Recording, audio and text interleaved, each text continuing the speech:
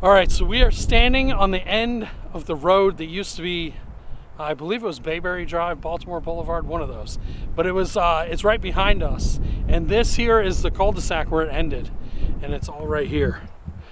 So we're gonna follow this down and we're gonna go to the Clements Boathouse, which the road that used to go back was right here. So you take this, and this was the end of it. There's the Musser's house. So we're gonna follow the road, and then there should be a path that goes back to the boathouse. So this was all once a paved road, and most of it was destroyed in the 1962 nor'easter that came through here, the Ash Wednesday storm. So after that, they ended up tearing up and bulldozing the rest of the road. So we're gonna take this, and behind the Clements house, they had a boathouse. And we're gonna go check that out. An interesting fun fact, it was not the original dock on the house. They built the boathouse in 1978. Right through the woods, right there, you can see the Clements house. I've done videos on them before, on that one. Definitely check those out. There's a part 1 and a part 2, and I'm working on a part 3 right now. But behind their house was an old driveway. Was this it? I was gonna say, I think this is it. It would make sense because their garage is right on the other side. So when you pull around here, right, there was the back side of the house where the garage was to go up like inside to the house. So you would follow this around and the house was right there. So this comes around this way, and then you follow this road, it goes around to the right, and it's just a straight shot all the way to their boathouse. So we're gonna go check it out. Back when they had the house, all this was clear. There was nothing here. It was just all sand.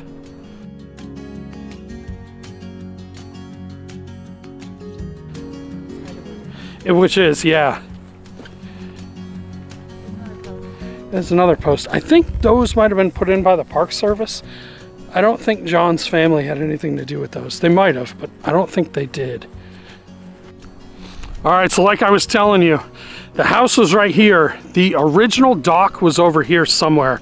That's gonna be another video too if we can ever get back there. Not this year because it's warming up too quickly, but I think sometime we're gonna go look for the original dock. And that dock, what they would do was they had boats on carts, and they would hand pull the boats. They had a 17-foot Chincoteague scow and a 12-foot aluminum boat, and they would pull them down and go into the go out boating in the bay, crabbing. I think he was saying they would just pretty much bomb around and have fun. But then they decided to build this boathouse later on. Just got tired of dragging boats into the bay. I mean, I don't either. That's I feel like that gets old after like 2 trips, and you're like, nah, I'm good. I'd rather build something.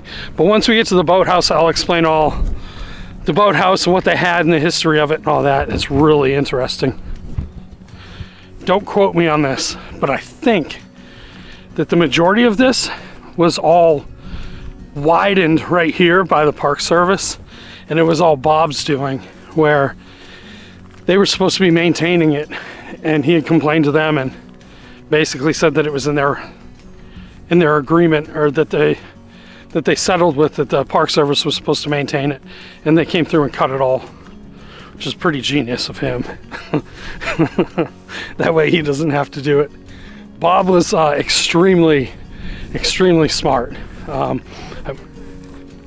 I think he went to is it Harvard, Georgetown, Yale, and dropped out because it was boring. I don't know how he can. Blows my mind. It's crazy. All right, so the last lodge that we have never been to is out there, and I believe that's Bob Odell's. Yeah, all the way out. So this is Pope's Bay, this big body of water in front of us. And beyond Pope's Bay, to get out into the Chincoteague Bay, way out there, you had to go through that section. It was the Middlemore Ditch. is out that way, and I believe that's Bob Odell's.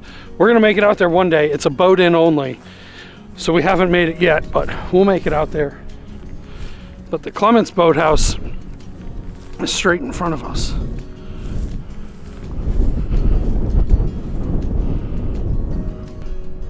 So I believe, I'll have to ask John, but I believe if you follow this right around the corner, the original dock was back there, and they would take this out. This is actually pretty deep. Oh, the horse out there? Some horses way out there. Wow. Even this, what a view. Musser's dock, I believe, was right on the other side of here.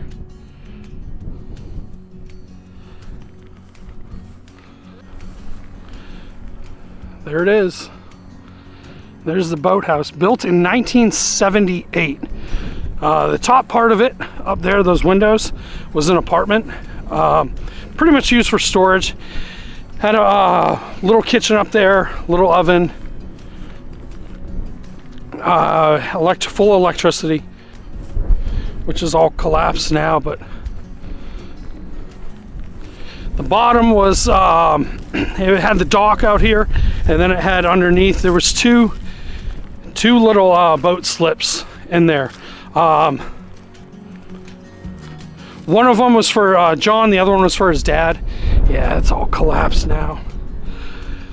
Originally, they had just the boats in there, and then later on they put a lift, and the lift was to get the boats out of the water. John was saying that when he would come in, he would normally see the boats sunk. So they decided that they were going to put them up on lifts to keep the boats from sinking all the time. So that's exactly what they did. But it wasn't really used for much. It was just more for storage, crab traps and stuff like that.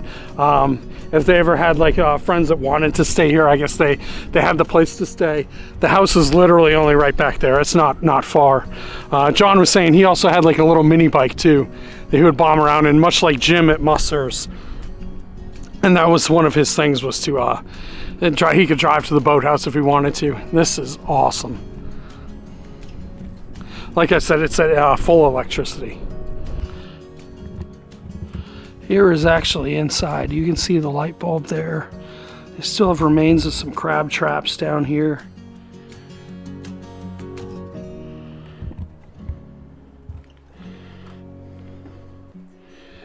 And then they had the two boat slips. There was one here and one here. So John had one, his dad had one. You can see part of the lift right here.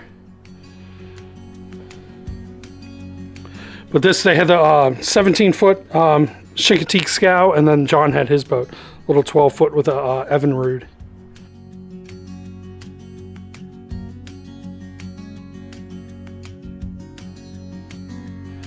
This is incredible. You can see the old electrical panel right there. Water in there.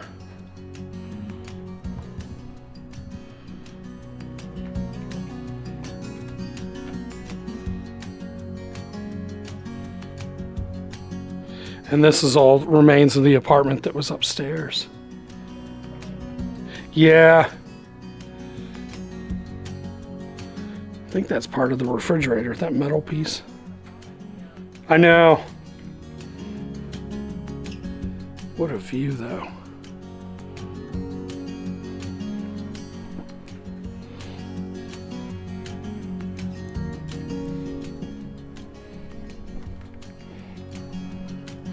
And then from there, they would boat out into the bay, Pope's Bay right there. Pretty awesome. Floodlights still up there. That's so cool.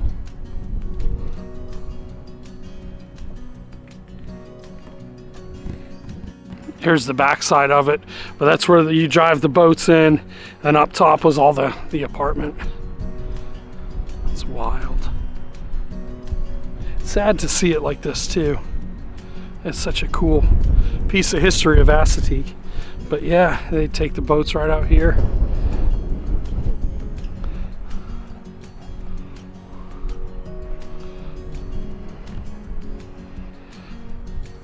So if you put the dates together, right? Park Service takes over in 1965. They go through all their settlements and stuff in court and trying to settle all that stuff. But this wasn't built until after the Park Service took over. So one of the questions I had for John was, what made Bob decide to build it after the Park Service took over? And John's response was pretty awesome, because I think it was the way that Bob was thinking was, if you have it, why not enjoy it? And so that's why he decided, he already had this land, why not put the boathouse in, enjoy it while the time that they had it until they were told that they had to leave. They took the 25-year rights, just like a lot of the others. So after they settled in court, they still had 25-year rights to the property. So they built the boathouse. They could go enjoy it the way it was intended to, which I think is incredible. I would do the same exact thing. I know anybody else would. Yeah, I was just looking in there.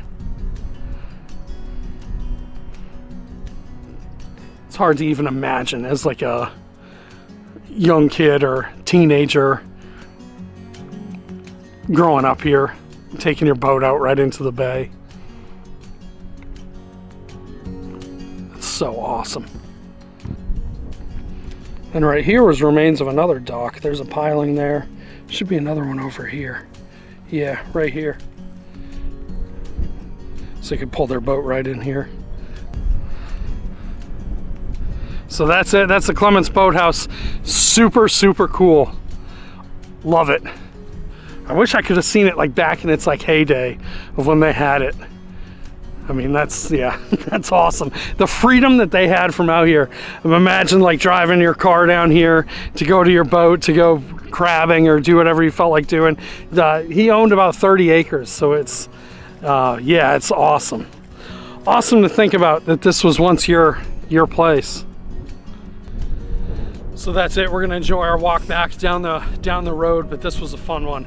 This was awesome. So huge thanks to John for sharing the information with me. Yeah, it's always been something that everybody's known a little bit about, but not everything. But yeah, really interesting. That thing it's awesome. I love it. It's probably one of my favorite things. Just imagine, I don't know, it's hard to pull your boat in. You got a bushel of crabs. Okay. I mean, you know what I mean? Like, yeah, oh, living in the moment. I know. The scenery. Yeah, the scenery too is incredible. So. And just have electric out there. Like, it'd be fun to sit out there. Oh yeah. At night and stuff. Oh, that would be awesome. I can't be like, where's the internet? Right. The Wi-Fi. Yeah, no internet out there, kids. Whoa, no way. Did we just find it? There's a bottle right here, old Pepsi bottle. I miss those old Pepsi bottles. But there's a big chunk of wood right over here. Is this where the old dock was? The first one.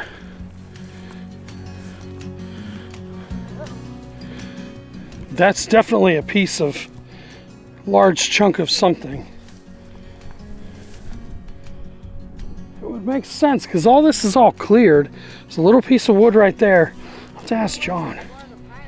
I know, I'm trying to get up here, see if I can find it. But it wasn't a floaty dock, was it? No, definitely don't feel like falling in today. There's more wood right here. Did he say it was close to the new one? No. The only reason I would assume it was right here because of the body of water. He would know more. It almost looked like it used to go all the way I know, maybe it did. He showed me on a map where it was, but it's hard to picture it now because of... Should we check that map that one? Oh yeah, that might have it. I'll have to do some research on this one. But the water pretty much ends right here. So I was assuming the dock would be here. And the way he described it was almost like it was over this way or over this way. I don't know.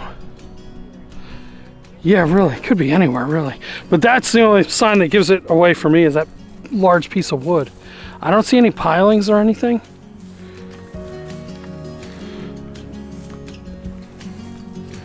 Yeah, I don't see anything at all. I don't know.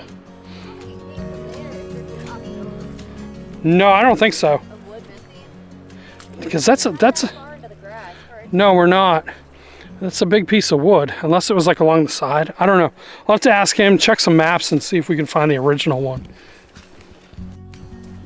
As we're walking back, I think that's going to be it for 2025 for exploring until next winter.